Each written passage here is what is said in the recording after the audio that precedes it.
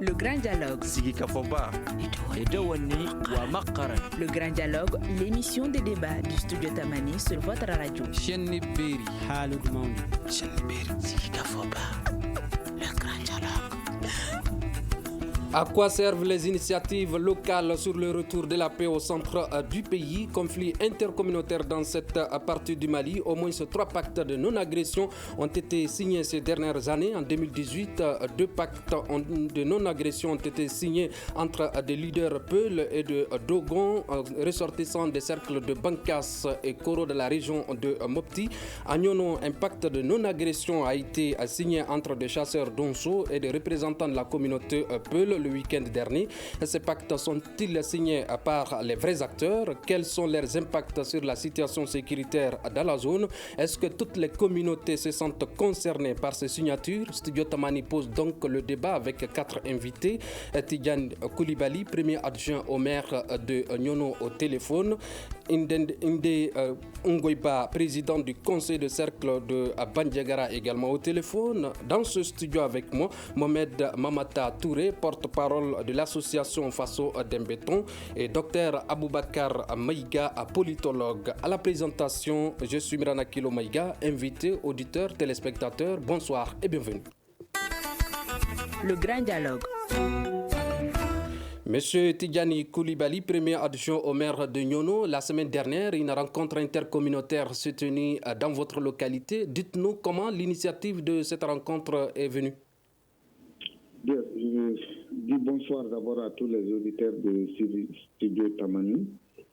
L'initiative de cette rencontre est venue des collectivités du cercle de Nyono, c'est-à-dire les mairies et le conseil de cercle.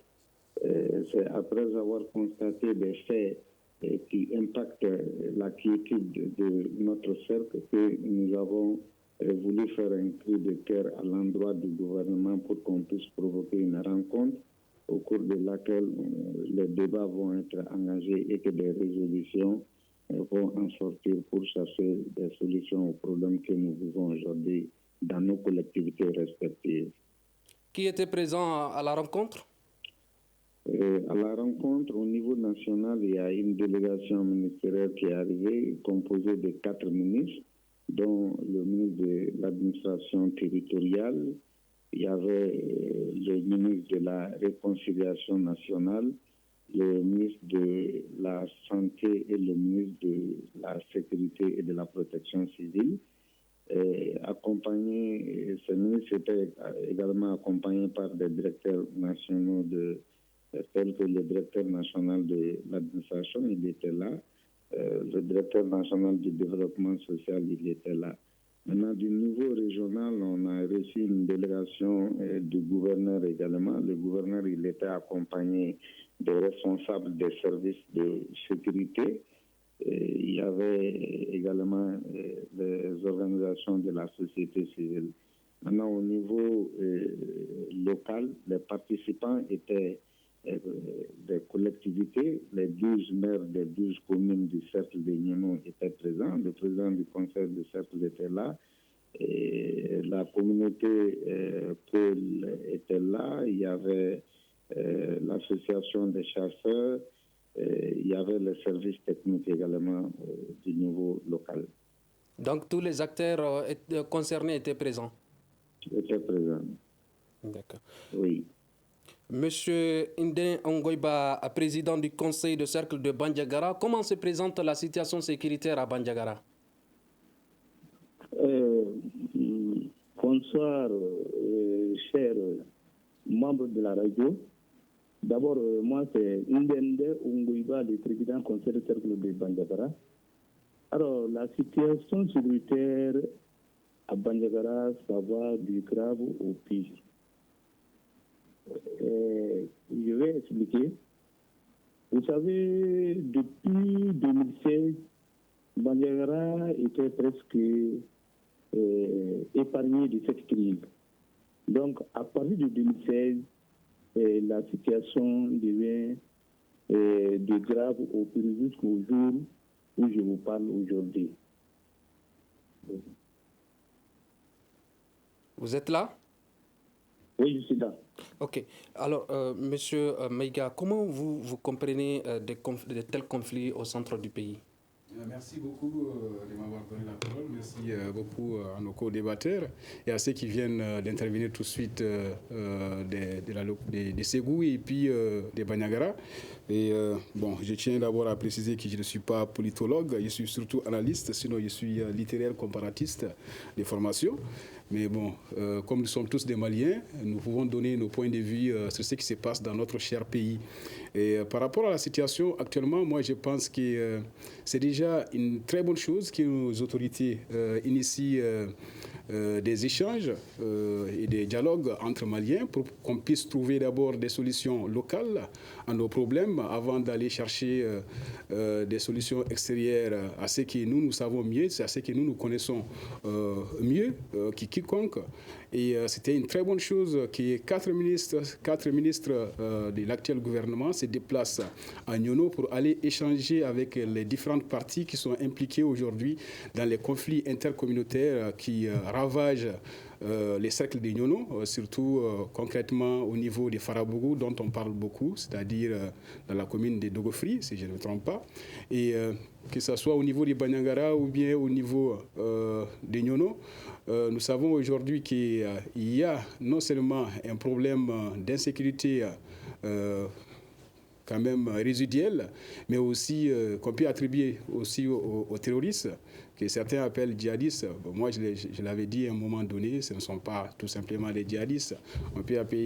On les appelle surtout les terroristes dans notre contexte, même si les Européens les appellent djihadistes parce que dans notre contexte, surtout dans des pays où les musulmans sont près de 90%, il faut faire attention de jouer avec les mots. Les mots djihadistes, déjà, c'est un mot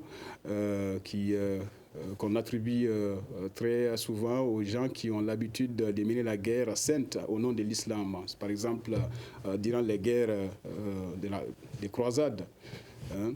Et au niveau des Nyono et puis des Banyangara, nous savons aujourd'hui qu'il y a non seulement ces terroristes, mais aussi il y a un conflit intercommunautaire qui oppose non seulement les populations locales là-bas, c'est-à-dire les Bambara et puis les Peuls qui sont là-bas, et aussi les cultivateurs et puis les bergers qu'on arrive difficilement aujourd'hui à caractériser et puis à définir au point justement souvent de faire des amalgames dans les terminologies qu'on leur attribue. Par exemple, quand je regarde déjà les documents qui ont été signés à Nyono, moi j'ai vu par exemple sur la page 5 qu'on dit dialogue entre populations... Nous allons venir au contenu de ce pacte signé à Nyono. Monsieur Touré, quelle analyse faites-vous du conflit intercommunautaire au centre du pays? Et merci et puis bonsoir à tout le monde, ceux qui nous écoutent et ceux qui nous regardent. Bon, ce conflit qui est au centre du Mali, moi je dis que c'est un conflit qui est très complexe et très perplexe aussi. Parce qu'un conflit dont personne ne sait l'issue de ce conflit et puis tout un chacun se demande qui a amené ce conflit. Ce conflit est venu comment et qui sont en train de se tuer ou bien de s'entretuer. Donc c'est une situation très délicate qui est là et une situation très sensible encore qui est là. Cette situation doit nous donner beaucoup à réfléchir et à voir de très près aussi qu'est-ce qui a amené ça, qu'est-ce qui peut faire que nous pouvons sortir de cette situation du conflit. Tidjani Koulibaly, premier adjoint au maire de Nyono. Chez vous, il y a un conflit intercommunautaire. Dites-nous quelles sont les raisons de ce conflit. Je voulais d'abord faire une précision de taille. Je me méfie beaucoup de ce concept d'intercommunautaire que tout le monde est en train d'utiliser, entre guillemets, abusivement. Parce que ce soit au niveau des autorités nationales ou que ce soit au niveau de la communauté internationale, chacun utilise ce mot-là très souvent. Donc, moi, je pense que si vous prenez le cercle de Nyono, le cercle de Nyono est une communauté qui est composée de beaucoup d'ethnies, et c'est des personnes qui vivent ensemble, où chacun a sa place et chacun amène son activité comme bon lui semble, qui concourt au développement général de notre cercle. Il y a une vie solidaire qui est là et qui est durable, qui repose sur des liens vraiment indivisibles. Et il y a un sentiment commun entre les personnes. Et nous sommes là, on exploite les ressources naturelles. Le cercle de Nyono, c'est une zone fortement agricole, comme vous le savez déjà. Donc, ce que nous sommes en train de connaître aujourd'hui comme problème et qui nous inquiète beaucoup, qui impacte sur notre économie locale, c'est des réalités qui sont nouvelles pour nous. Est-ce que vous comprenez? C'est-à-dire? Moi, je pense qu'aujourd'hui, il y a un problème de conflit d'intérêts qui s'affiche sur le terrain aujourd'hui. Entre qui et qui? Il y a beaucoup de groupes. Nous, on ne peut pas dire aujourd'hui entre qui et qui. Il y a beaucoup d'acteurs qui sont sur le terrain aujourd'hui. Par exemple, on parle de conflits entre chasseurs et peuls. Il y a d'autres groupes au-delà des chasseurs et de la communauté de l'ethnie peul qui se trouvent sur le terrain comme acteurs et qui posent des actes qui ne sont pas des actes de développement. Donc nous pensons qu'aujourd'hui, ce n'est pas qu'il y a un problème entre les communautés, un problème de vie en société, mais il y a un problème d'intérêt entre les groupements dans le cercle de Nyono aujourd'hui. Donc nous pensons que l'État, en tant que l'acteur principal, parce que l'État, moi je l'ai toujours dit, l'État a des missions régaliennes. Donc s'il y a un groupe d'hommes ou bien des individus qui se lèvent pour poser des actes qui sont vraiment interdits par la loi, c'est l'État qui doit intervenir pour régler les... Nous allons revenir sur la responsabilité de l'État. Ces rencontres intercommunautaires qui ont eu lieu à Nyono ont débouché sur quels résultats? Bon, il y a eu des recommandations. Par exemple, il y a certaines propositions ou bien certaines tâches qu'on a évoquées et qui relèvent de la responsabilité de l'État. On a, par exemple, demandé à l'État d'assurer le désarmement de tous les détenteurs d'armes et les détenteurs illégaux d'armes. Ça a été dit, c'est la première recommandation d'ailleurs. Il a été également demandé à l'État de prendre toutes les dispositions nécessaires pour que les personnes et leurs biens soient protégés sur le territoire du cercle de Nyono. Donc, pour accompagner l'État dans cette mission, la troisième recommandation a été que les collectivités locales doivent vraiment multiplier les cadres de concertation entre les organisations de la société civile. Dans le cercle ici, ça peut être dimension communale. Et chaque fois qu'on anime ces cadres-là, peut-être qu'on va aboutir sur des propositions de solutions dont l'application peut soulager aujourd'hui la population du cercle de Nyono qui est en train de vivre vraiment le pire. Parce que l'insécurité est là, mais il y a aussi que les gens ne peuvent pas vaguer à leur activité habituelle. Donc, tout le monde sait qu'en cette période à Nyono, c'est la moisson du riz. Bon, si les gens ne peuvent pas vaguer à leur activité, c'est que ça va fortement jouer sur l'économie locale. Monsieur Ndende Ongoiba, un pacte de non-agression a été signé à Nyono. Est-ce que ce pacte de non-agression peut avoir des impacts sur la sécurité dans le cercle de Bankas, dans le cercle de Bandiagara? Effectivement, quand on arrive à signer un pacte de non-agression, où on a pu inviter tous les acteurs, ça peut avoir un pacte de solution. Et quand vous voyez, de façon générale, au centre Mali, particulièrement à Bandiagara, il y a absence de l'État. C'est ce qui a aussi alourdi l'insécurité à Bandiagara. Vous savez, tout a commencé par agriculteurs et éleveurs. Bon, ensuite, ça va se transformer entre une guerre intercommunautaire dont les terroristes, moi je préfère dire terrorisme que du djihadisme ou autre, qui, pour leur intérêt, vont pousser les gens à ne pas avoir la paix. Vous savez, les groupes de défense qui se déclenchent, c'est pour protéger leurs personnes et leurs biens à l'absence de l'État.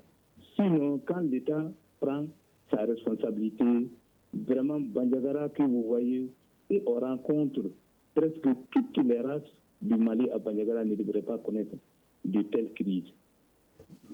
Est-ce que le cercle de Bandiagara se sent concerné par ce pacte de non-agression? Bon, le cercle de Bandiagara est concerné par le pacte de non-agression, même s'il y a une mission qui a été à Mouki où on a signé ce pacte. Et moi, je n'étais pas là-bas.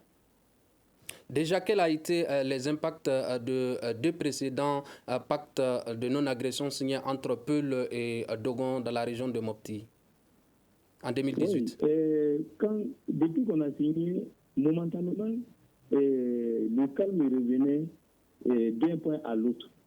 Alors, quand le pacte n'a pas été suivi, vous voyez, tout acte projet où il n'y a pas de suivi, ça va se régénérer et créer d'autres dimensions de sécurité. Donc, c'est le suivi pour moi qui a manqué. Monsieur Touré, qu'est-ce qui explique les agressions entre communautés dans le centre du pays? Et ce qui explique les agressions entre les communautés, comme on l'a dit, souvent on a tellement trop de qualificatifs à donner à la chose qu'on ne sait même pas dans quel genre de conflit nous sommes. Souvent, il y a des gens qui parlent de conflits intercommunautaires, dont la population de Farabougou disait qu'elle ne veut plus entendre cette question de conflit intercommunautaire parce que toutes les communautés sont ensemble, donc il n'y a pas de conflit intercommunautaire chez eux. Quand le vice-président avait été là-bas, c'est ce qu'il avait dit, que c'est un conflit intercommunautaire et qu'ils vont essayer de prôner le dialogue afin que toutes les parties puissent s'asseoir et puis discuter. Donc, il y a une partie, on peut dire que c'est des djihadistes comme d'autres les qualifient. Donc les djihadistes, là, si on parle de djihadisme, je crois qu'on parle d'aller faire des prêches, parler de la religion musulmane, essayer de donner des explications, mais nous voyons que ce n'est pas ce même cas aussi. Si nous disons terrorisme, les terroristes, c'est des gens qui sont fabriqués, qui sont là uniquement pour détruire les villages, tuer les gens, on ne sait même pas pour quelle cause. Donc il y a des bandits aussi qui sont de côté et ces bandits sont dans toutes les ethnies, dans toutes les races, on peut dire. Il n'y a pas question de Peul, Dogon, Bambara, Sinafo ou Sonrai. Donc toutes les ethnies sont dans ce cadre de banditisme uniquement pour les vols de bétail, piller les villages, apporter tous les biens qu'ils ont, argent, bijoux et autres. Donc, tant qu'il y a cela au centre du Mali et que l'État ne s'assume pas pour sécuriser les personnes et leurs biens, nous n'allons jamais sortir de ce problème. Et la situation ne fait que s'empirer ou s'aggraver. Donc, toutes les assises ou bien toutes les réunions ou toutes les conférences qu'on va tenir vont être des conférences ou des assises qui sont vouées d'emblée à l'échec. D'emblée à l'échec, comment ? Parce que les vrais acteurs qui sont sur le terrain, ceux qui ont les armes en main, ceux qui sont en train de perdre leur bétail, leurs biens, ceux qui sont en train de perdre leurs femmes, leurs enfants et leurs greniers, ceux qui ne parviennent même pas à aller au champ pour aller faire leur récolte. Donc eux, ils sont les premières victimes. Et ce sont eux qu'on doit appeler pour qu'ils puissent venir s'asseoir autour d'une table de négociation et discuter des problèmes qu'ils sont en train de vivre. Eux, maintenant, ceux qui sont en forêt, dont nous, on dit souvent, c'est des frères qui se sont égarés. Donc il y a toutes les ethnies, toutes les races aussi dedans, que d'autres appellent djihadistes, terroristes, peu importe. Donc nous disons que c'est des frères qui sont égarés. Ce sont eux qui ont les armes en main, qui sont en forêt, qui sont en train de tuer leurs frères de l'autre côté. Les chasseurs, les Peuls ou autres. Donc maintenant, il faut chercher à aller vers les vrais acteurs, faire asseoir les vrais acteurs, qu'ils discutent ensemble. Qu'est-ce qui a amené cette situation? Qu'est-ce qu'on peut faire entre nous pour que ça puisse prendre fin? Nous n'avons pas besoin de former des grosses délégations quittant Bamako pour aller s'asseoir. Comme le président, le deuxième adjoint du maire, le premier adjoint au maire de Nyono vient de le dire, c'est ce truc qui vient d'être organisé à Nyono, que c'est les collectivités du cercle de Nyono qui l'ont organisé. Ils l'ont organisé avec qui? Donc, s'ils ont invité l'administration, le ministre de l'administration, de la réconciliation, de la santé et puis de la sécurité, je crois qu'eux, ils viennent de Bamako. Mais les protagonistes là, les deux camps, comme nous parle de Peul, que ce soit des peurs qui sont en forêt aujourd'hui, qui empêchent la population de Farabougou à vaguer à ses occupations, les environnants de Farabougou à vaguer à leurs occupations.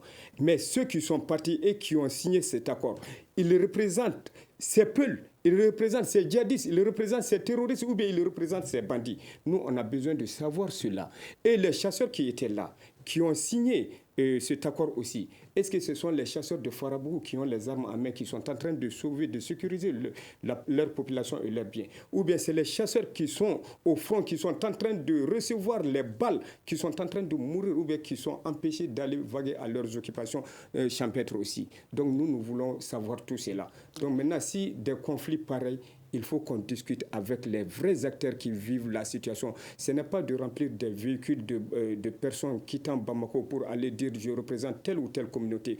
On a vu tellement trop d'accords et c'est ce qui a fait l'échec même de tous les accords qui avaient été signés et qui continuent d'être signés. Parce qu'il y a 3 mensonges dans ce pays. Il y a un premier mensonge qui est le mensonge de l'indépendance. On nous a trop menti sur l'indépendance du Mali. Et nous avons su que l'indépendance du Mali n'était qu'une illusion. Et jusqu'à présent, c'est la même illusion. Donc nous avons vu encore les mensonges de la démocratie. De l'avènement de la démocratie jusqu'à maintenant, ils ne font que nous mentir. Et le troisième mensonge, c'est quoi? C'est les mensonges des accords qu'ils sont en train de signer. Aucun accord signé n'a jamais été une solution pour que le Mali puisse sortir de cette crise. Au contraire, ces accords sont là, en train de nous enfoncer du jour au jour. Aucun accord n'a jamais donné résultat. Est-ce que vous partagez cet avis, M. Maïga? Moi, je pense sincèrement que...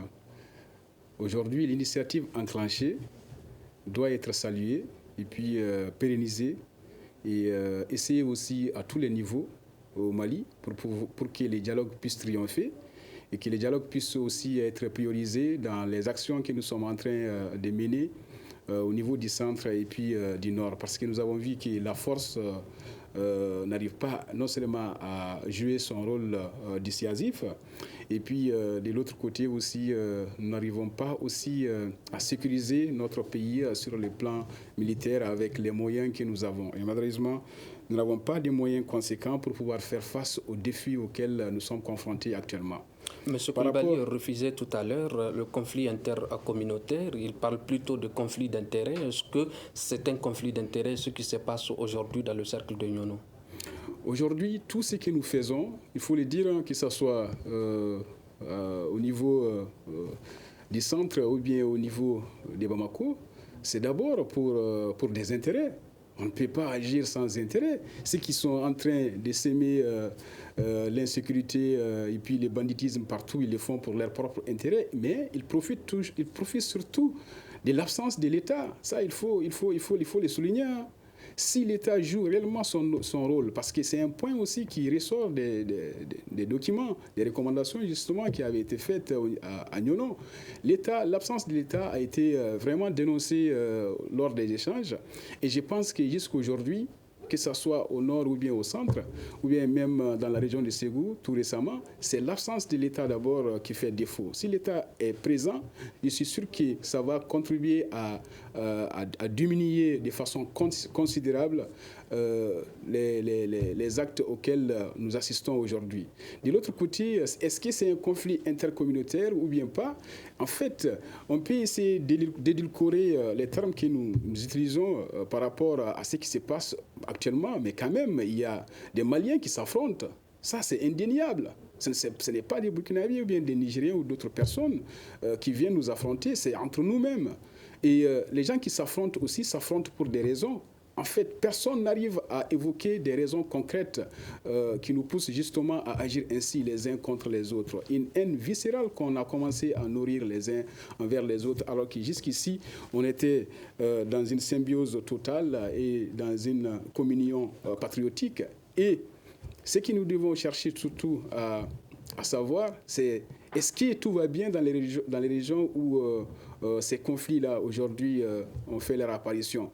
Est-ce que la raréfaction des ressources n'amène pas certains aussi à aller empiéter dans les champs des autres? Et est-ce que quelque part aussi il n'y a pas d'amalgame dans l'interprétation des identités des individus qui sont impliqués dans les actes terroristes. Par exemple, beaucoup de gens pensent que ce sont les Peuls qui sont majoritaires dans les groupes terroristes. C'est pourquoi, déjà, même dans certains de nos échanges ou bien dialogues, on ressort toujours en fait cette dichotomie qui oppose Donzo, chasseur, à Peul. Alors que des deux côtés, on peut avoir non seulement des chasseurs, mais aussi, on peut avoir aussi d'autres ethnies qui sont aussi impliquées dans les actes terroristes.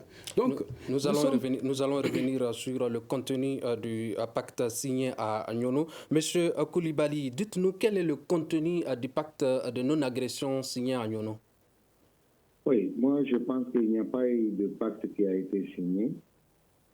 Les gens sont venus, c'était pour faire des débats, faire des témoignages par rapport à ce que nous sommes en train de vivre dans le cercle de Nyono, et que cela soit dit en présence des autorités du pays. Donc, après les débats, il y a certaines recommandations qui ont été faites, comme je venais de les lire là, et les gens... On a fait un appel à tout le monde à l'apaisement. On a dit que s'il y a des problèmes dans le cercle, ça n'arrange personne. Si l'économie se tue, à Nyono ici, c'est tout le pays, tout le Mali qui va en souffrir. Donc, personne n'a intérêt à ce qu'il y ait une incompréhension jusqu'à ce qu'on fasse des assassinats, des enlèvements de personnes ou des troupeaux. Donc, les débats ont été faits dans ce sens. L'association des chasseurs avait organisé une rencontre à part dans la ville de Nyono ici.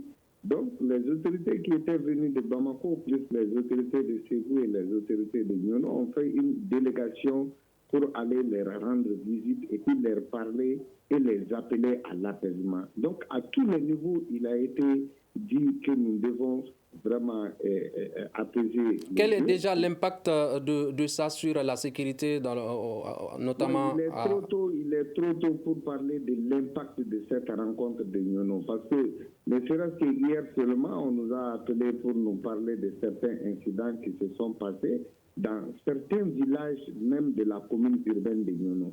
Donc nous sommes en train d'analyser ces faits-là et voir qu'est-ce qui a fait que juste après la rencontre, il y a des incidents qui continuent à se passer dans la localité, et surtout dans la commune urbaine de Nyono. Donc, pour moi, il est trop tôt pour parler de l'impact de cette rencontre sur la vie sociale qui est en train de se passer à Nyono aujourd'hui. Monsieur Ngoïba, pourquoi les tensions reprennent souvent après la signature de ces accords, comme le constatent certains observateurs? Bien, comme je vous ai dit... Allô? Je vous écoute. Oui, je dis que, comme je venais de dire, cela veut dire qu'il n'y a pas eu de suivi. C'est le manque de suivi qui fait que les tensions reprennent. Et pas seulement le manque de suivi, il y a l'absence de l'État. Alors, quand il y a agression, on informe aux agents de sécurité qui sont habilités à sécuriser la personne et ses biens n'arrivent pas à temps. Alors la population se voit laissée, abandonnée et sans soutien. Donc c'est ce fait que, alors il y a des groupes, ça et là, qui essaient de défendre au moins leurs vies humaines. Donc c'est ce qui fait, c'est le manque de suivi qui amène tout ça. Monsieur Touré, pourquoi tous ces accords entre les communautés ne permettent pas de rétablir la sécurité et mettre fin aux violences? Bon, tous ces accords entre les communautés ne peuvent pas être une solution. Pourquoi? Parce que les vrais acteurs ne sont pas invités autour de la table de négociation. Comme le premier adjoint vient de le dire, il dit que c'est une rencontre. Une simple rencontre comme toutes les autres rencontres. Et c'est après cette rencontre qu'ils ont pu dégager certaines choses, quelques points où on dit impact de non-agression. On chose impact de non-agression avec quelqu'un qui a les armes, qui est en train de tirer l'autre, qui est en train de tout perdre, qui est en train d'affronter un ennemi. Si on demande maintenant à l'État de désarmer tous ceux qui sont détenteurs d'armes illégaux, donc les chasseurs, eux, ils n'ont pas de permis pour porter les armes. Ceux qui sont en forêt, comme l'État va les désarmer. Donc mettre à la disposition, prendre toutes les dispositions pour sécuriser les personnes et leurs biens. Farabougou est pris depuis combien de temps? Et on ne parvient pas à sécuriser Farabougou, la population de Farabougou et leurs biens. On ne parvient pas à sécuriser les villages environnants de Farabougou et presque toutes les localités du centre qui sont concernées par ce truc-là. Donc maintenant, si on dit qu'il faut que les collectivités aussi multiplient des cadres de réflexion, je crois que s'il y a cadre de réflexion, on doit faire les cadres de réflexion. Donc vous avec estimez qu'il y a beaucoup d'acteurs? Il y a beaucoup d'acteurs parce que si moi je vous parle de ça, je m'y connais très bien dans ces différents accords. J'ai participé à beaucoup de choses et il y a des endroits, je vais vous donner l'exemple le cas de Massina et de Djéné, où un moment, l'association Faso d'Ambéton s'est levée. On est parti à Djéné, on est parti à Massina. Ça veut trouver que ça faisait chaud là-bas et personne ne pouvait traverser le fleuve pour aller derrière le fleuve à Massina, à Soulé, là où se trouve le grand camp des chasseurs. Nous, on est parti rencontrer les gens d'Amadou Koufa pour avoir une trêve de 3 mois pour que les gens puissent aller cultiver, pêcher, amener les animaux au pâturage et puis aller faire leurs petites activités commerciales et autres. Nous, on avait déjà eu cette trêve. Mais après la trêve, quand les chasseurs et les djihadistes pouvaient se rencontrer en forêt, discuter entre eux, il y a des gens qui se sont levés à Bamako, aller avec le Premier ministre Boubou Cissé pour aller dire qu'ils ont signé un accord entre les Peuls et puis les chasseurs. Quels Peuls? Des Peuls qui ont été ramassés ici au Garbal de Niamana à Bamako ici, qui sont partis signer avec quels chasseurs aussi? Des chasseurs locaux qui sont dans la ville. Mais ce que moi je vous dis, il y a des acteurs qui sont là, il y a des gens qui sont là. Organisez ça parce qu'ils gagnent leur vie dedans. Il y a des gens qui sont là, qui ne vivent que de ces accords, qui ne vivent que de ce mensonge. C'est des gens qui étaient avec Boubé. Ils ont menti à Boubé, ils ont mis Boubé sur la mauvaise piste. Boubé est venu de la même chose. Et si ces militaires aussi qui sont là, le gouvernement de transition qui est là aussi, on est en train de les berner, les envoyer à l'abattoir comme ils l'ont fait avec les autres, je crois que c'est très grave et il est temps à ce que nous disions la vérité au peuple et que nous disons la vérité aux autorités qui sont là aujourd'hui. Parce que si la transition échoue, c'est l'effondrement total du Mali. Pour le cas du pays d'Ogon, je vais choisir un peu pour Banyangara. Vous voyez, Dana Amasago, dont Toloba est le chef d'état-major général, je crois. Toloba, aujourd'hui, il refuse de rencontrer les gens. Pourquoi? Parce qu'il dit qu'il a été trop berné, on lui a trop menti, on lui a trop trahi. Parce qu'il a signé tellement de... les gens qui viennent organiser des séminaires, des rencontres pour dire qu'ils vont signer des accords avec Dana Amasago. Donc maintenant, il y a des ONG comme il y a d'autres personnes qui viennent. Nous sommes une communauté Peul, nous voulons la paix, il faut que nous signions des accords entre nous. Tous ces accords ont été des accords sans suite. Et puis encore, Toloba, ils lui ont fait signer des accords unilatéraux. Un accord unilatéral, c'est un accord que tu signes tout seul. On pille ton village, on tue les gens. Tu vas dire, tu vas accuser qui? Tu vas interpeller qui? Tu t'interpelles toi-même. C'est pourquoi Toloba a pris ses responsabilités en main. Toloba dit que je ne discuterai pas avec quelqu'un comme ça, mais je discuterai avec les vrais acteurs. Ceux qui ont les armes en main, ceux qui sont en train de détruire, brûler nos villages, qui sont en train de brûler nos greniers, tuer nos femmes et nos enfants. Et de là, je donne raison à Toloba, Youssouf Toloba de ne pas se laisser berner par ces mêmes gens qui sont là et qui sont là à accompagner tous les régimes, à les pousser, à les envoyer à l'abattoir. C'est pourquoi nous disons aux autorités de faire beaucoup attention, de savoir avec qui ils sont et avec qui ils travaillent. Donc ça, c'est du gagne-pain qui est là. Donc chaque fois qu'il y a une rencontre où il y a des gens même qui se précipitent à faire un devis pour aller chercher de l'argent, ils disent on a fait telle chose, ils invitent toutes les autorités. Nous, tout ce que nous avons fait, nous avons eu des engagements verbaux. Ils disent nous avons dit, nous allons faire. On n'a jamais mis... Monsieur Koulibaly, Monsieur Touré estime que ce ne sont pas les vrais acteurs qui ont signé ces accords. Est-ce le cas à Nyono? Monsieur Koulibaly? Oui. Je disais, Monsieur Touré disait tout à l'heure que ce ne sont pas les vrais acteurs qui signent ces accords-là. Est-ce que c'est le cas à Nyono? Moi, je ne sais pas si on se comprend. Je disais tout à l'heure qu'il n'y a pas eu d'accord signé à Nyono. Mais les gens sont venus, ils ont fait les débats. Ceux qui sont venus, est-ce que ce sont les vrais acteurs? Oui, moi je pense que c'est les vrais acteurs. Comme je l'ai dit là, vous pensez? Il y a d'autres personnes. Je pense que c'est les vrais acteurs parce que quand il y a une rencontre là, c'est tous les débats qui se font dans la salle, les débats ne se limitent pas à ça. En dehors de la salle, comment certains acteurs peuvent se voir de côté et puis faire des propositions concrètes d'aboutissement à des solutions qui peuvent vraiment nous apaiser. Donc moi je pense que j'ai vraiment suivi toute la rencontre du début à la fin et je pense que les acteurs qui ont été vraiment à Nyono ici sont des vrais acteurs. Maintenant, qu'est-ce qu'il faut faire après? Nous devons mettre un accent particulier sur les concertations, l'animation des cadres de concertation après le départ de la délégation. Donc ce sont ces dispositions que nous sommes en train de prendre parce que tous les groupes qui sont là, qu'ils soient armés ou pas, mais qui sont des acteurs dans cette situation aujourd'hui sont connus localement. Donc quand on parvient à animer ces cadres de concertation et que les gens ont le courage que les uns approchent les autres pour qu'on puisse discuter, je pense qu'on peut tomber d'accord sur beaucoup de choses. Maintenant, l'intervention de l'État a été dit par tout le monde et je pense que cela est très très nécessaire. Maintenant, quelles sont les stratégies que l'État doit employer pour qu'on puisse avoir des résultats positifs? Cela dépendra de l'organisation de l'État. Donc, ce n'est pas à nous de leur dire.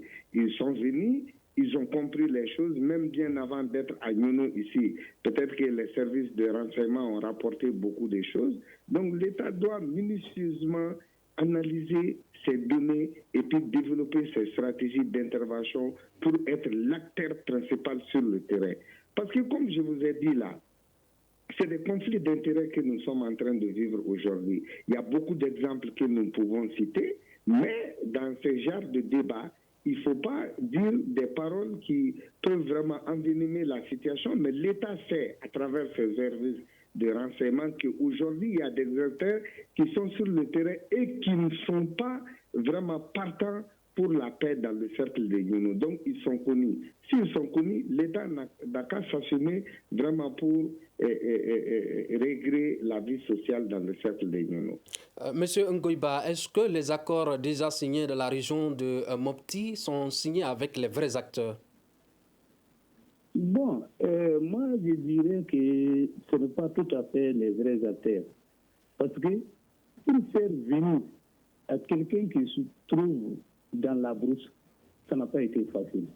C'est peut-être une partie de la population qui est soit à Mopti, soit à Bamako, qui viennent représenter les vrais acteurs. Et cela n'est pas une solution. Pour que les acteurs soient présents, il faut inviter tout le monde et pas seulement en un jour. Il faut au moins faire une semaine de dialogue inclusif pour que les gens comprennent et se mettent en tête que cette crise intercommunautaire ou bien cette crise multidimensionnelle n'a pas de sens. Donc quand on fait ce dialogue, alors qu'on pourra pérenniser la paix. Et quand vous voyez tout ça là, comme je vous disais, c'est dû un peu à l'absence de l'État. Quand tout de suite l'État venait et que l'État se mette à sa place, on peut désarmer tout le monde. Mais tant que l'État ne se met pas à sa place, les gens se trouvent armés pour se défendre pour eux-mêmes, pour leur propre cause. Donc c'est ce qui est en train de vivre au centre Mali. D'accord. Selon vous, quel est l'intérêt de cette manipulation des acteurs dont vous parlez? La manipulation de ces acteurs, je pense que, comme mon collègue élu le disait, en tout cas, il y a question d'intérêt. Mais tout ça, c'est le fait que l'État n'a pas joué son rôle. Si l'État joue son rôle, ces questions d'intérêt, ça va disparaître. Parce que quand vous voyez que, alors, il est plus facile de casser que de construire. Quand vous cassez, peut-être que vous allez atteindre à une partie où vous ne voulez pas atteindre. Mais maintenant, quand il s'agit de construire, il faut réunir tout le monde. Mais pour casser, un seul individu peut casser. Donc, C'est-à-dire qu'on doit chercher non seulement les vrais acteurs, et aussi à maintes reprises faire des dialogues. Une fois qu'on ne trouve pas la solution, on ne dira pas qu'on est fatigué. Et l'État, toujours il faut solliciter le concours de l'État. C'est la seule solution qui peut mettre fin à ces crises multidimensionnelles. Monsieur Maïga, est-ce que les groupes terroristes n'ont pas d'influence sur les communautés concernant l'application de ces accords? Évidemment, les groupes terroristes ont non seulement des influences considérables sur les populations locales, mais aussi sur la psychologie même des populations qui se regardent seules face à ces groupes terroristes sans protection, sans sécurité. Du coup, même la dénonciation devient un problème. Même lorsque vous êtes confronté à des problèmes, vous avez peur de parler parce que vous sentez qu'après, vous êtes laissé seul face à votre destin, face aussi confronté à ces terroristes-là. C'est pourquoi même l'application de ces accords-là devient de plus en plus difficile. Les signer ne suffit pas. Il faut mettre des cellules de suivi et puis des continuités, des poursuites, des dialogues, parce que la paix même se nourrit en fait. On ne peut pas signer des accords de paix et puis repartir, non. Quand on signe des accords de paix, on crée une cellule sur place avec des gens qui peuvent aller sur le terrain entre les différents protagonistes pour essayer de continuer à les parler, à les sensibiliser afin que cet accord qui a été signé puisse être appliqué de façon convenable. Mais lorsque vous signez, vous laissez les acteurs à eux-mêmes, ils vont bien sûr retourner, chacun retourne à ses anciennes affaires et puis les conflits vont reprendre. C'est pourquoi la paix se nourrit. Il faut nourrir aussi cette paix-là lorsque nous la signons. Et les autorités, je pense qu'ils doivent songer à mettre partout où ils vont signer des instruments, des mécanismes de suivi et puis des poursuites, des dialogues, parce que ça ne doit pas cesser. Il faut continuer à échanger, il faut continuer à approcher les gens et essayer de les comprendre, demander-leur quels sont leurs problèmes pour essayer de les résoudre. Parce que quelque part, tout ça là aussi est dû au manque d'emploi, parce qu'il n'y a pas d'emploi dans ces zones. Les gens sont laissés à leur sort. On va demander à M. Coulibaly, qu'est-ce qui est fait pour accompagner ces engagements pris notamment à Nyono? Oui, et comme je l'ai dit, parmi les recommandations de la rencontre, on a demandé de mettre en place un mécanisme de suivi. Maintenant, ce mécanisme de suivi doit être animé par les collectivités territoriales. Bon, moi, je ne sais pas. Je vais dire que cette responsabilité que nous avons donnée aux collectivités territoriales à l'issue de cette rencontre, c'est une responsabilité qui, si ce n'est pas appuyé par l'État, ça va rester lettre morte. Parce que tout le monde sait que des activités de ce genre demandent des ressources. Et sachant que le cercle est aujourd'hui confronté à un problème d'insécurité, les collectivités ne parviennent même pas à recouvrer leurs ressources, les taxes et les impôts. Je pense qu'ils ne seront pas en mesure de dégager les moyens pour mener à bon port cette mission qu'on vient de nous confier. Nous n'avons pas assez de temps. Nous allons demander à M. Ngoïba, quelle est la responsabilité de chaque communauté pour le respect de ces accords? Non, comme il venait de dire, la responsabilité, c'est une grande responsabilité. Et ces communautés que vous voyez, chaque communauté doit prendre une responsabilité